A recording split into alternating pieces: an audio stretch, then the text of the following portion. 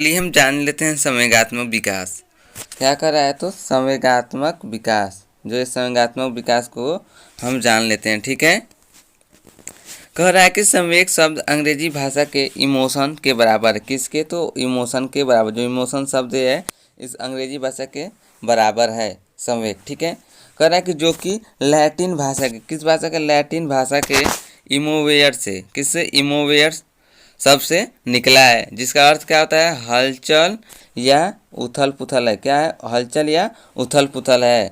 कह रहा है कि संवेग शब्द जो है अंग्रेजी भाषा के इमोशन के बराबर है, जो कि लैटिन भाषा की इमोवेयर शब्द से निकला है, जिसका अर्थ होता है हलचल या उथल पुथल। ठीक है,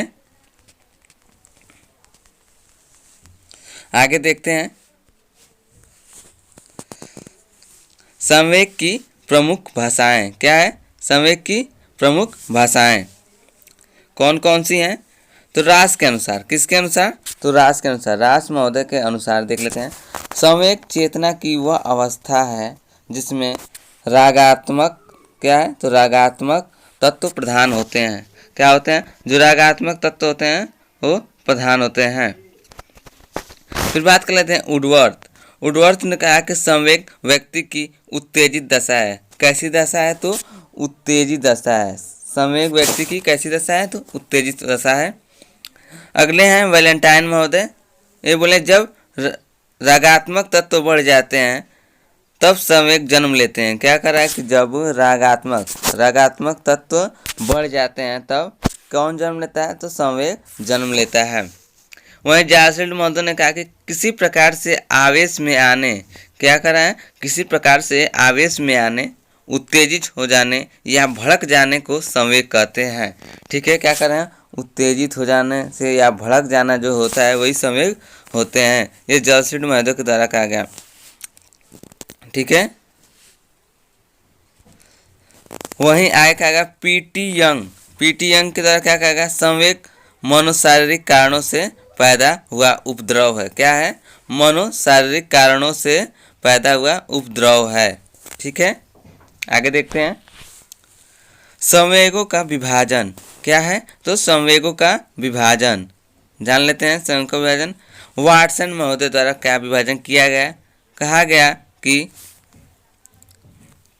देखते हैं, कहा कि अल्बर्ट नामक छोटे बच्चे का अध्ययन, क्या? अल्बर्ट नामक छोटे बच्चे का अध्ययन करके वाटसन ने बताया कि शिशु में भय, क्रोध और स्नेह 3 संवेग होते हैं। कितने संवेग होते हैं? 3 संवेगों को इन्होंने बताया वाटसन ने। कौन कौन?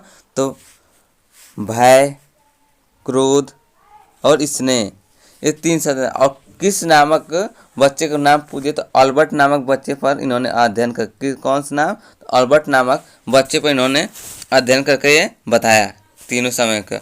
और बात कर लें ब्रिजेश का विभाजन। ठीक है, ब्रिजेश का विभाजन कौन सा है? तो 5 है।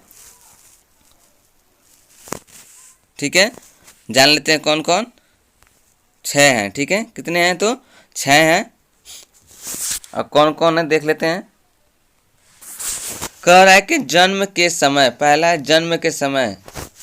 जन्म के समय क्या होता है? उत्तेजना होती है। बच्चों में क्या होती है? तो उत्तेजना होती है। और 3 महीने पर कौन समय गया था? आनंद और कष्ट का। आनंद और, बात करने किसे का? तो आनंद और कष्ट का। ठीक है, फिर कह रहा है 6 महीने पर, 6 महीने पर क्या हो जाएगा? बच्चों में क्या क्या आ जाएगा? क्रोध, घृणा और भय, ये तीनों देखने को मिलते हैं। वहीं बात कर लें 12 महीने पर, तो स्नेह और उल्लास, कौन कौन? तो स्नेह और उल्लास की भावना दिखती है। ठीक है, वहीं 18 महीने पर बालक में ईर्ष्या की भावना, किसकी? तो ईर्ष्या की भावना नजर आती है। और 24 महीने में, कितने महीने में? तो 24 महीने में किसकी? हर्ष की भावना, किसकी? हर्ष की भावना आती है। ठीक है, आगे देखते हैं। कह रहे हैं जानेंगे हम लोग क्या? संवेग के प्रमुख सिद्धांत। क्या? तो संवेग के प्रमुख सिद्धांत किसका? जेम्स लैंग सिद्धांत। कौन सा पहला है? जेम्स लैंग सिद्धांत। ठीक है, कहा जा रहा है कि संवेगात्मक व्यवहार संवेगात्मक अनुभव से पहले होता है। जो संवेगात्मक व्यवहार क्या होता है, जो संवेगात्मक अनुभव होता है, जो अनुभव करते हैं उससे पहले हो जाता है। ठीक है, इसका है जेम्स लैंग सिद्धांत का ये परिभाषा। ठीक है, फिर कह रहे हैं कैनन बार्ड सिद्धांत। इस संवेग का हाइपोथैलेमस सिद्धांत भी कहते हैं। इस संवेग को कह लें हाइपोथैलेमस सिद्धांत भी कहते हैं, जिसके अनुसार क्या हो जाएगा, व्यवहार और जिसके अनुसार व्यवहार और संवेग एक साथ घटित होते हैं। क्या हो रहा है, व्यवहार और संवेग जो है दोनों एक साथ घटित होते हैं। आगे देख लेते हैं सेक्टर सेंगर सिद्धांत। क्या हो रहा है, सेक्टर सेंगर सिद्धांत। इस संवेग का द्विकारक सिद्धांत भी कहते हैं। इसे संवेग का द्विकारक सिद्धांत भी कहते हैं। ठीक है, जिसके अनुसार संवेगों का प्रकटीकरण शारीरिक उत्तेजना, करक जो संवेग, इसके अनुसार क्या है, संवेग का जो प्रकटीकरण होता है, जो दिखा होता है, वो शारीरिक उत्तेजना, किसके, शारीरिक उत्तेजना तथा संज्ञानात्मक समझ इन दो तथ्यों पर, जो ये शारीरिक उत्तेजना और संज्ञानात्मक समझ, इन दोनों तथ्यों पर ही निर्भर करती है। ठीक है, आगे देख लेते हैं। कह रहा है कि संवेगों पर नियंत्रण की विधियां क्या है, तो संवेगों पर नियंत्रण की विधियां कौन कौन सी है, तो पहली है विरेचन विधि। विरेचन विधि और किसने दिया, तो अरस्तु ने दिया। किसने, तो अरस्तु ने, दोस्तों याद रखना। दूसरा कर लेते हैं मार्गांतरीकरण विधि। मार्गांतरीकरण विधि किसने दिया, तो फ्रायड महोदय ने दिया। और वहीं कर लें शोधन विधि, तो ये भी फ्रायड ने दिया है। और अगला है दमन विधि, किसने दिया, तो ये भी फ्रायड ने दिया। और पांचवा है अध्यवसाय विधि।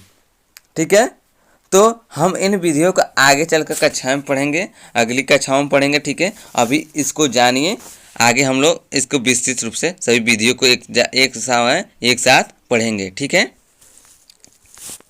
अगला है संवेगों की विशेषताएं। क्या है, तो संवेगों की विशेषताएं। ठीक है, कौन क्या क्या है, क्या होता है, संवेग क्या होता है, व्यापक होता है। व्यापकता मतलब संवेग जो होता है व्यापकता होता है, एक तो विस्तारित होता है, नहीं कि थोड़ा सा। ठीक है, कह लें कि संवेगों का स्थानांतरण होता है। ठीक है, संवेगों का स्थानांतरण होता रहता है। बात कर लें संवेगों को ऐसे व्यक्ति विभिन्नता, संवेगों को ऐसे व्यक्तियों में भी विभिन्नता पाई जाती है। सबके अलग अलग संवेग होते हैं, ये नहीं कि सबके समान संवेग होते हैं। किसी में कुछ संवेग होंगे तो किसी में कुछ संवेग होंगे। ठीक है, आगे है परिवर्तनशीलता। संवेगों की वजह से परिवर्तन आता है व्यक्तियों में। ठीक है, आगे है अनिश्चितता। संवेग अनिश्चित होता है, एक नहीं निश्चित होता है, इतना ही संवेग रहेगा, 10% संवेग रहेगा, 20% निश्चित नहीं होता, अनिश्चित होता है। ठीक है, आगे देख लेते हैं। आगे बात करें मति भ्रष्टता। ठीक है, संवेग एक तरह से करें तो ये मति भ्रष्टता भी है। ठीक है, और कह लें मूल प्रवृत्ति से जन्म। ये संवेग क्या होते हैं, जो मूल प्रवृत्ति से जन्म लेते हैं। संवेग जो भी होते हैं वो कहाँ से जन्म लेते हैं, तो मूल प्रवृत्ति से जन्म लेते हैं। और आगे कह रहा है सुखद या दुखद। संवेग सुखद या दुखद हो सकते हैं, कभी सुखी वाला संवेग हो सकता है और कभी दुख वाला। ठीक है, ये थी बातें। आगे देखते हैं हम लोग। कह रहा है कि सामाजिक विकास। क्या, तो सामाजिक विकास के बारे में कुछ परिभाषाएं हैं मनोवैज्ञानिकों द्वारा, उसको हम लोग जान लेते हैं। आगे हैं सोरेनसन। पहले है सोरेनसन महोदय, इन्होंने कहा कि सामाजिक अभिवृद्धि और विकास का तात्पर्य है। क्या कर रहे हैं, जो सामाजिक अभिवृद्धि और विकास का क्या तात्पर्य, उन्होंने कहा कि अपनी और दूसरों की उन्नति के लिए योग्यता वृद्धि। कह रहे हैं कि अपनी जो है और दूसरों की उन्नति के लिए जो योग्यता वृद्धि है वही सामाजिक विकास है। ठीक है, आगे हैं रास महोदय। रास महोदय ने कहा कि सहयोग करने वाले लोगों में हम भावना का विकास और उनके साथ काम करने की क्षमता का विकास तथा संकल्प समाजीकरण कहलाता है। क्या करना है, जो सहयोग करने वाले लोग हैं उनमें हम भावना मतलब कि हम कर सकते हैं ऐसी भावना का विकास, और उनके साथ जो काम करने वाले की क्षमता का विकास, जो उनके साथ काम करने वाले होते हैं उनकी क्षमता का भी विकास तथा संकल्प, यही समाजीकरण कहलाता है। ठीक है, कह लें कि हम कर सकते हैं और हमारे साथ जो लोग हैं उनकी भी क्षमता वो भी कर सकते हैं, और उन संकल्प लेते हैं जो लोग कि हाँ हम भी कर सकते हैं, उनका विकास ही सब कुछ दोनों का समाजीकरण कहलाता है। ठीक है, आगे है हल्लाक महोदय। कह रहे हैं कि सामाजिक विकास का अर्थ क्या है? तो सामाजिक संबंधों परिपक्वता को प्राप्त करना है। सामाजिक जो संबंध है उनमें परिपक्वता का मतलब एक तो पूर्ण जानकारी रखना चाहिए, पूर्ण हो जाना, प्राप्त करना है। ठीक है, ये थी सामाजिक विकास की बातें। और अगली बातें हम और अगली जानकारियाँ और भी हैं जो इन सब चीज़ों को हम अगली कक्षाओं में पढ़ेंगे। ठीक है, आज के लिए इतना ही, धन्यवाद।